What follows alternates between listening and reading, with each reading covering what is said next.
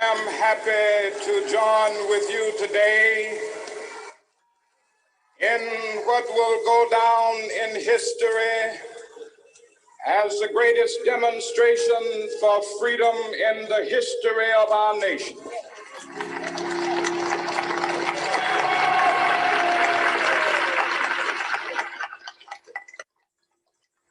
Five score years ago,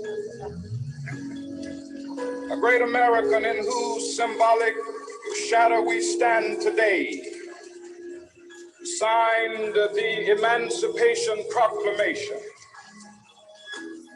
This momentous decree came as a great beacon light of hope to millions of Negro slaves who had been seared in the flames of withering injustice. It came as a joyous daybreak to end the long night of their captivity. But 100 years later, the Negro still is not free. 100 years later, the life of the Negro is still sadly crippled by the manacles of segregation and the chains of discrimination. 100 years later, the Negro lives on a lonely island of poverty. I have a dream that one day this nation will rise up, live out the true meaning of its creed. We hold these truths to be self-evident, that all men are created.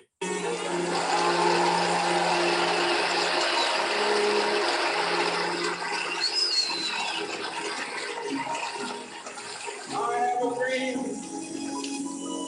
that one day on the red hills of Georgia, sons of former slaves and the sons of former slave owners will they be able to sit down together at the table of brotherhood.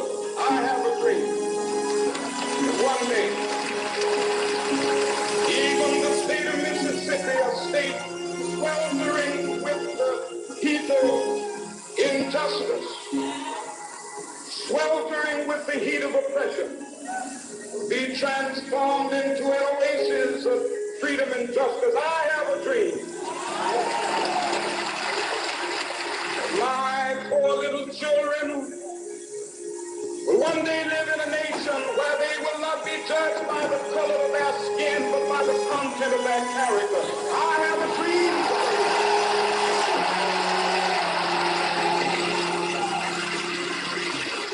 I have a dream that one day, down in Alabama, with its vicious races, with its governor having his lips dripping with the words of interposition and nullification.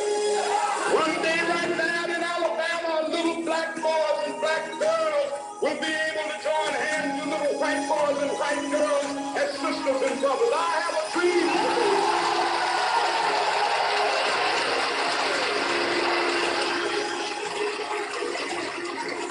I have a dream that one day every valley shall be exalted.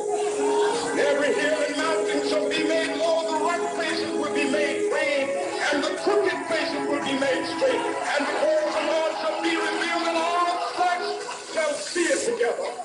This is our hope. This is the faith that I go back to the South with. With this faith, we will be able to hew out of the mountain of despair a stone of hope. With this faith, we will be able to transform the jangling discourse of our nation into a beautiful symphony of brotherhood. With this faith, we will be able to work together, to pray together, to struggle together, to go to jail together, to stand up for freedom together, knowing that we will be free one day.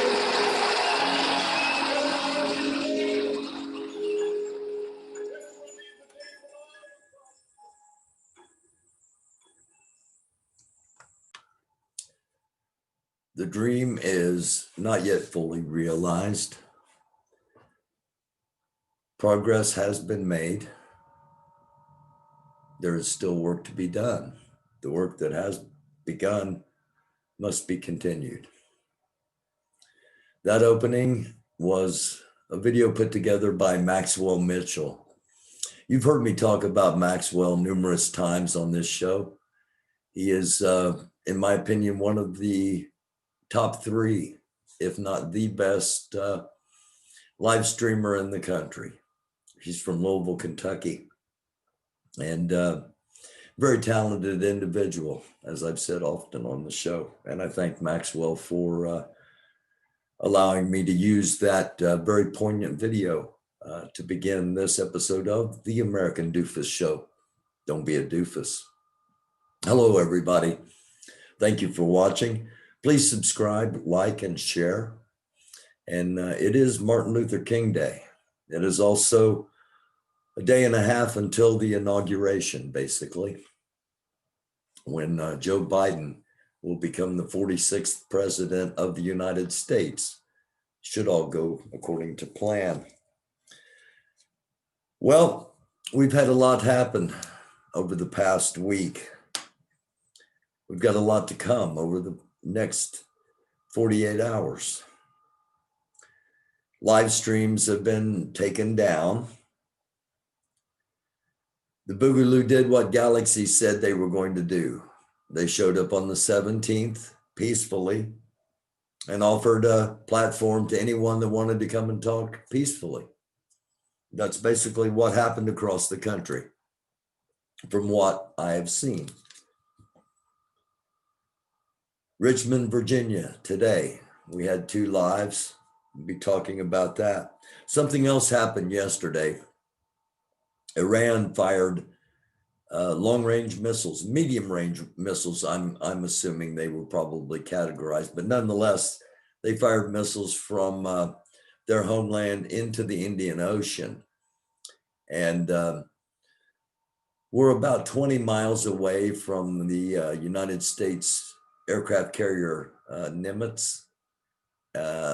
So it was concerning for a brief time that had happened.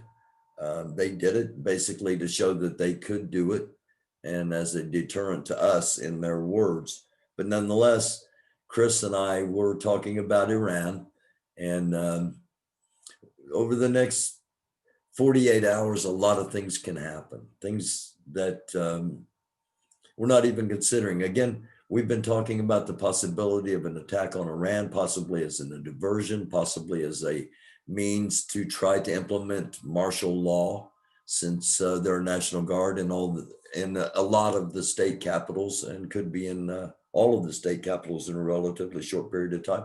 We're not saying that's going to happen. We're just saying let's keep our eyes open, because something else troubling happened today. Learned today that the acting chief of the Pentagon, who has not been confirmed by the Senate, but is a Donald Trump loyalist, is trying to put another Donald Trump loyalist onto the National Security Council as their lead attorney. The timing alone raises a red flag. A day and a half until a new administration comes in, and you're trying to push a Trump loyalist onto the National Security, the NSA, as chief legal counsel. Now, why is that concerning? Well, if there is a coup, then you're going to want certain people on your side. You're going to want loyalists, especially in the military. Now, this brings up another thing Chris and I had been talking about if indeed the people calling themselves patriots, those that support Donald Trump to the death, if they indeed come to Washington, D.C. in force, in 1 million strong, I asked Chris, would the military, would there be Trump loyalists that would stand down? And he said yes, and the more damaging thing could be Trump loyalists that actually turn on their fellow soldiers, blue on blue attacks, as Chris defined them. attacks from your own forces, an unthinkable thing. But yet the FBI is currently investigating to try to determine, of the 25,000 National Guardsmen, if there are Trump loyalists that potentially could be a threat, from an internal threat, is how they're investigating it. So again, all of the things we've talked about on here, we talk about it to give you something to think about. And as we go over the next day and a half, I'm not backing down from anything I've advised. I had still advise you to have your gas tanks full, keep all of your cell phones, your computers, whatever, keep everything charged. Have a 30-day supply of anything that is absolutely essential for your living, because it was a credible warning that there are potential power outages and potential media outages. It hasn't happened yet. If there is an attempted coup, expect power outages and media outages, because they aren't going to want us to know what's going on, number one, and they aren't going to want us to be able to function, number two, or to communicate, number three. So we're in a 48-hour period that I will feel so much better if we do indeed get to noon on Wednesday, and there is a peaceful transition of power. And I've been feeling, and the anxiety in me personally is building up, and has been building up for months as we approach this time that we've continually talked about. So why would you put a loyalist in 2 days, a day and a half before, if it wasn't for a coup? Maybe there are logical answers, but darn if I see any at the moment. Just something to think about. So 2 live streams today from Virginia, Richmond, the capital of Virginia, former capital of the Confederacy, as someone pointed out in the live feed, and very peaceful. A lot of different groups there. The Boogaloo, Proud Boys, and something. Before it wasn't caught in the live, it was when I was monitoring and was having trouble getting up. The Proud Boys that were there, they had T-shirts for sale. I think that might have been in one of the lives that you heard them talking about Proud Boy T-shirts for sale. They had boxes of them, and somebody asked, "Who are you going to sell those shirts to?" And they said there were 3 busloads of Proud Boys coming shortly after noon. And either that never happened, or they haven't gotten there yet. Maybe intel was confused or whatever. But Proud Boys were there nonetheless. Boogaloo, as I said, 3 Percenters and Oath Keepers were the 2 militias that were mentioned by name. And then everything was peaceful. Police presence was there. They weren't in riot gear. They were probably the least well-armed group of the groups that were there. And I've saved this to last. The new Black Panther Party was there.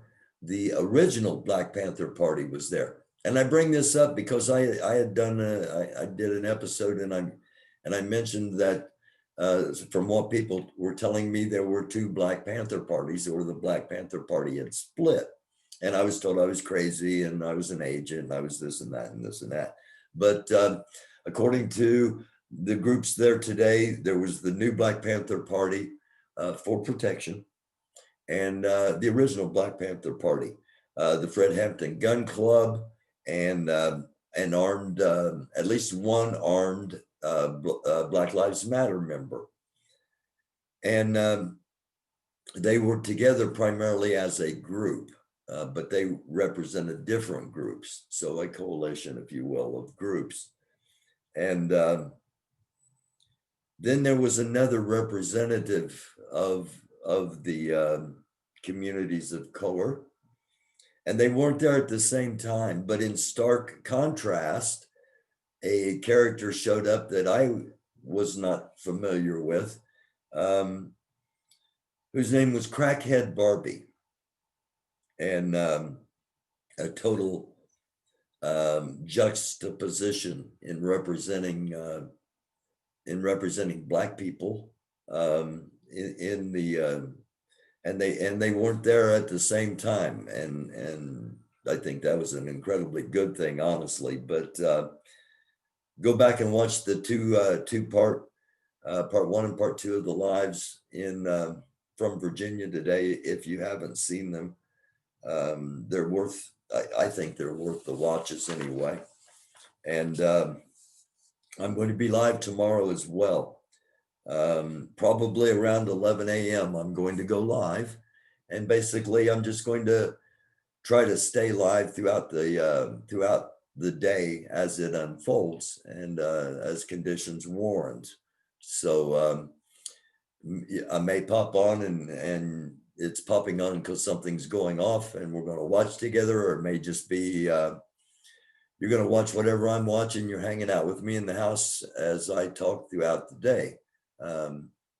I hope that's what it is.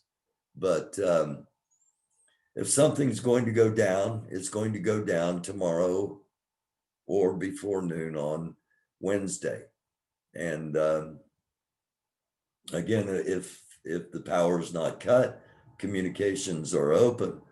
We'll be on here covering whatever happens. And I love you all, sincerely do. Pray if you're a praying person. Pray for peace. Pray for common sense. Pray for love. It's a dark world. It's a dark day in our country. Try to be a light. I love y'all, sincerely do. Peace, love, power, stay alive. This is called the American Doofus Show. Don't be a doofus. I'm your host, Barry Welsh. Until next time.